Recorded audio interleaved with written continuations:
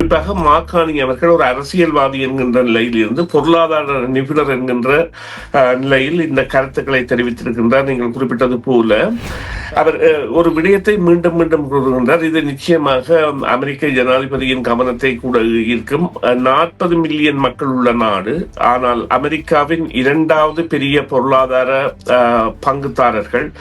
இதனை அமெரிக்கா கருத்தில் எடுக்க வேண்டும்.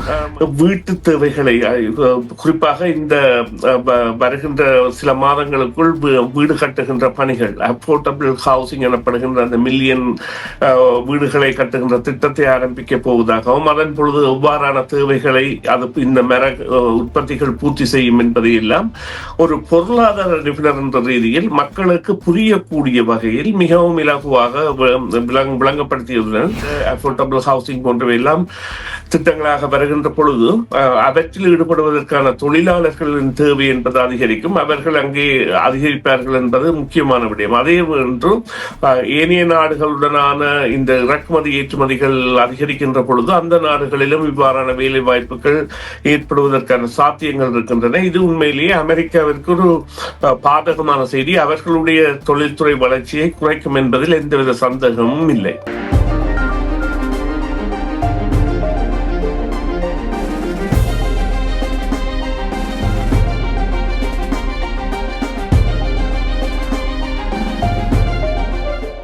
வணக்கம் நேயர்களே, மீண்டும் மற்றும் ஒரு செய்தியின் பின்னணி நிகழ்ச்சியில் உங்கள் அனைவரையும் சந்திப்பதில் மிக்க மகிழ்ச்சி அடைகின்றோம். இன்றைய தினம் பேச போகின்றோம் என்னவென்றால், அமெரிக்க ஜனாதிபதி டொனால்ட் ட்ரம்ப் கனடா பொருட்கள் மீது விதித்த வரிகள், அதாவது 35% விதிகளாக உயர்த்திய போதும் மார்காணி அதற்கு தயாராகவில்லை அப்படின்னு சொல்லியிருக்கின்றார். அது பற்றி பேச போகின்றோம். அது போன்ற தகவல்களை கேட்டறிவதற்காக சுரேஷ் சர்மாவை இணைத்துக் கொள்ள போகின்றோம். வணக்கம் சுரேஷ் சர்மா. வணக்கம் சுதர்ஷினி. வணக்கம் நேயர்களே. ஆமா, மீண்டும் வரவேற்கின்றோம் உங்களை நிகழ்ச்சிகளுக்கு. உலகளவில் வர்த்தகம் மாறிவிட்டது அப்படி சொல்லப்படுகிறது. அந்த தருணத்தை எதிர்கொள்ள கனடாவின் புதிய அரசாங்கம், அதாவது மார்காணியினுடைய அரசாங்கம், ஒரு விரிவான தொழிற்துறை யுக்தியை உருவாக்கி வருவதாக சொல்லப்படுகிறது. அது உள்நாட்டு உற்பத்தியில் முதலீடு செய்தல், கனேடிய நிபுணத்துவத்தை வளர்த்தல் மற்றும் கனேடிய நிறுவனங்களின் மறுபயன்பாடு செய்து மீண்டும் முதலீடு செய்ய ஆதரிக்கும் அப்படி சொல்லப்படுகிறது. இது பற்றி குறிப்பிட முடியுமா? அதாவது கனடாவினுடைய எதிர்கால வளர்ச்சி, அதாவது மாற்றங்கள், எதிர்காலத்தில் என்னென்ன மாற்றங்கள் மார்காணியினுடைய இந்த முடிவுகளால் வரப்போகின்றது அப்படி சொல்ல முடியுமா?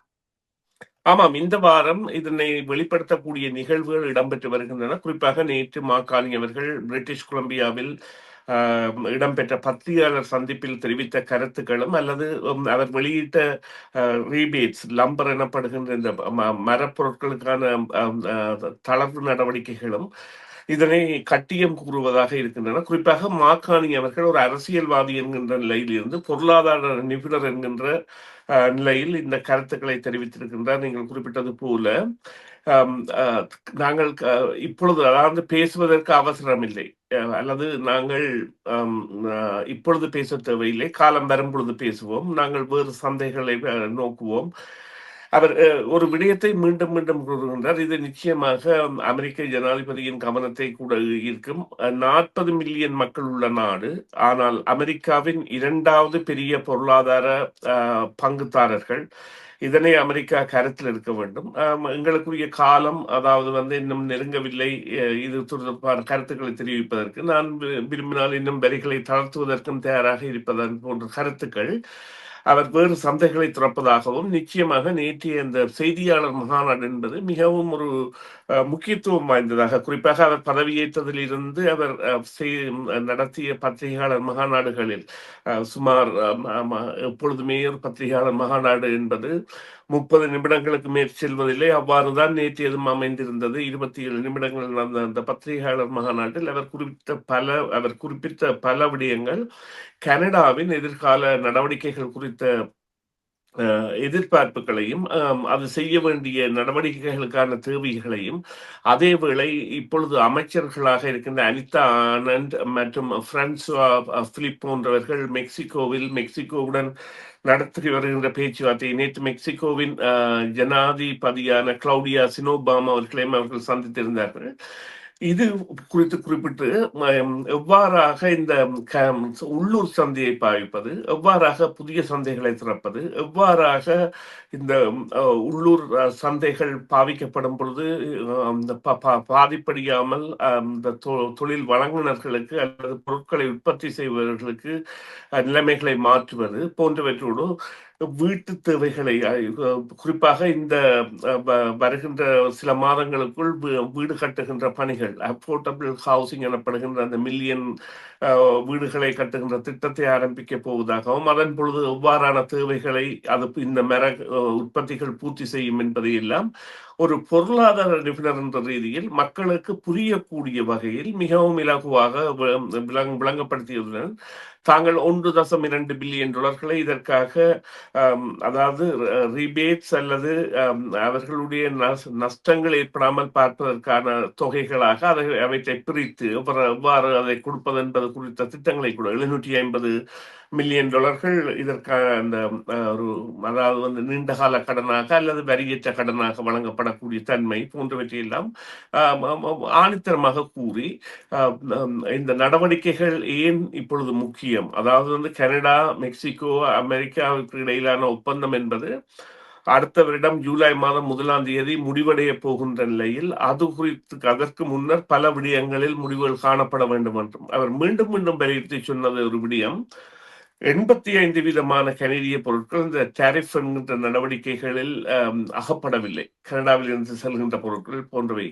எனவே அவை குறித்தும் தாங்கள் அவதானமாக இருப்பதாகவும், அதாவது வந்து அந்த பொருட்கள் வந்து பெரிய பாதிப்புகளை ஏற்படுத்தாது என்கின்ற கருத்தோட்டத்தையும் தெரிவித்திருந்தார். இருந்த பொழுதிலும் இந்த நேற்றைய அவருடைய உரை என்பது மற்ற நாட்களில் பத்திரிகையாளர்களை சந்திக்கின்ற பொழுது தெரிவிக்கின்ற கருத்துக்களை விட ஆரோக்கியமானதும் மக்களுக்கு நம்பிக்கை தருவதாகவும், கனடா ஒரு புதிய சந்தையை நோக்கி செல்லும் என்பதில் எந்தவித மாற்றமும் இல்லை மற்றும் உள்ளூர் பொருட்களை உள்ளூரிலே பாவிப்பதற்கான சந்தர்ப்பத்தை ஏற்படுத்துவதாகவும், இது விளைபொருட்களுக்கும் குறிப்பாக கடல் வளம் சார்ந்த மீன் மற்றும் இந்த லாப்ஸ்டர் மற்றும் நண்டு வகைகள், இறால் வகைகள் போன்றவை உட்பட இறைச்சிகள், பால் பொருட்கள் மற்றும் தானியங்கள், மரக்கறிகள் போன்றவற்றிலும் இவ்வாறான மாற்றங்கள் ஏற்படும் என்பதை நாங்கள் எதிர்பார்க்கலாம். கனேடிய பொருட்களை கனேடியர்களை வாங்குங்கள் என்கின்ற ஸ்லோகம் வலுப்பெறும் என்பதுதான் எனது நம்பிக்கையாக இருக்கின்றது. இப்ப சொல்லியிருக்கின்றார், வளர்ந்து வரும் கனேடிய சந்தைக்கும் உலகெங்கிலும் உள்ள புதிய நம்பகமான வர்த்தக கூட்டாளர்களுக்கும் தொழில் வாய்ப்புகள் வரும் அப்படி சொல்லியிருக்கின்றார். இதன் மூலம் இந்த மாற்றத்தின் மூலம் வரும். அது எவ்வாறான தொழில் வாய்ப்புகளை கொடுக்கும் என்று யோசிக்கின்றீர்கள்?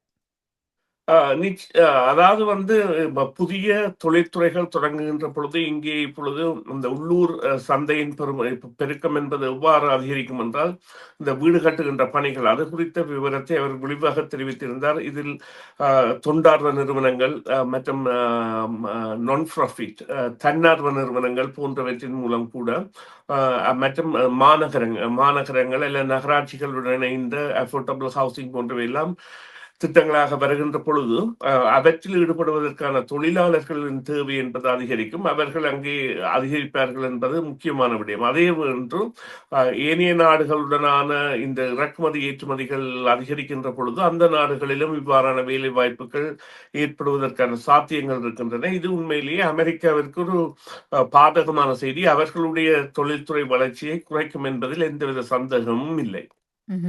நன்றி சுரேஷ் சர்மா, உங்களுடைய தகவல்களுக்கு கருத்துக்களுக்கு மீண்டும் ஒரு பொழுதில் சந்திப்போம். நன்றி, வணக்கம்.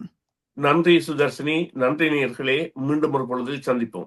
டிவிஐ யூடியூப் சேனலில் இணைந்திருக்கும் நேயர்கள் அனைவருக்கும் எமது நன்றி. எமது காணொளி தொகுப்புகளை தொடர்ந்து நீங்கள் பார்வையிடுவதற்கு கீழிருக்கின்ற பெல் பட்டனை அழுத்துவதன் ஊடாக நோட்டிபிகேஷனில் பல காணொளி தொகுப்புகள் உடனுக்குடன் உங்களை வந்து சேரும். அருகில் இருக்கின்ற முக்கிய காணொளி தொகுப்புகளையும் பார்வையிட தவறாதீர்கள்.